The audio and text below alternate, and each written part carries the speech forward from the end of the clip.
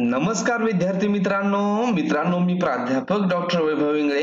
मित्रांनो, LLB 3 इयरचं admission portal हे launch झालेलं आहे.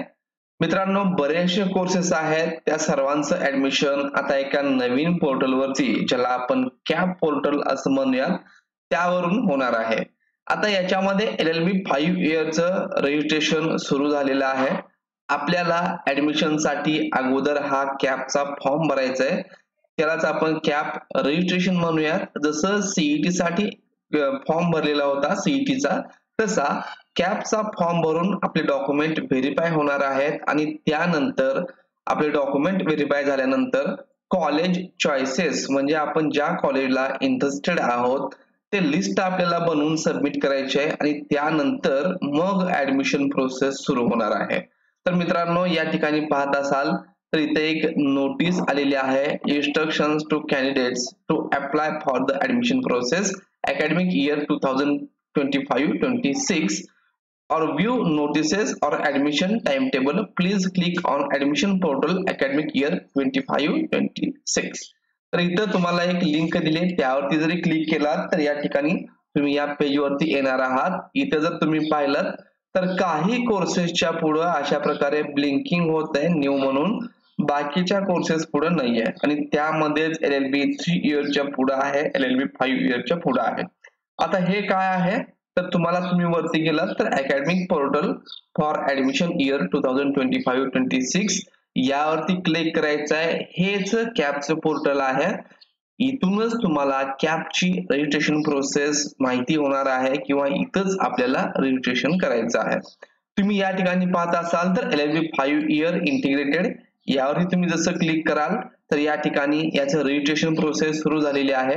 कॅन्डिडेट लॉग इन आणि college oblique others log in आणि इथं ऍडमिशन शेड्यूल वरती तुम्ही जसं क्लिक कराल तर तुमच्या समोर कॅपचं इथं LLB कॅप ऍडमिशन शेड्यूल आणि कॅप शेड्यूल या ठिकाणी तुम्हाला दिसून जाईल. तर इथं पहा तुम्ही CAP registration schedule for academic year 2025-26 LLB 5 years.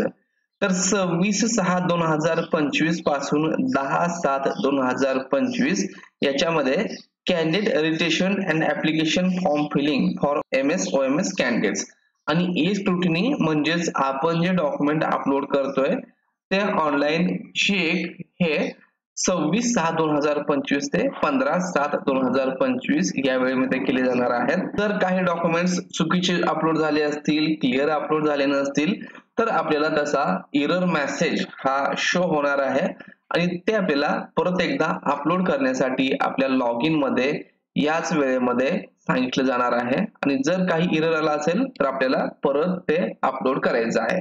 तर हे झालं LLB 5 इयरचं. तर LLB 3 इयरचं तसं काही शेड्यूल या ठिकाणी तुम्ही पाहिलं LLB 3 इयर वरती क्लिक केलं तर रजिस्ट्रेशन मात्र आणखी सुरू झालेलं नाहीये, फक्त कॉलेज रजिस्ट्रेशन सुरू आहे.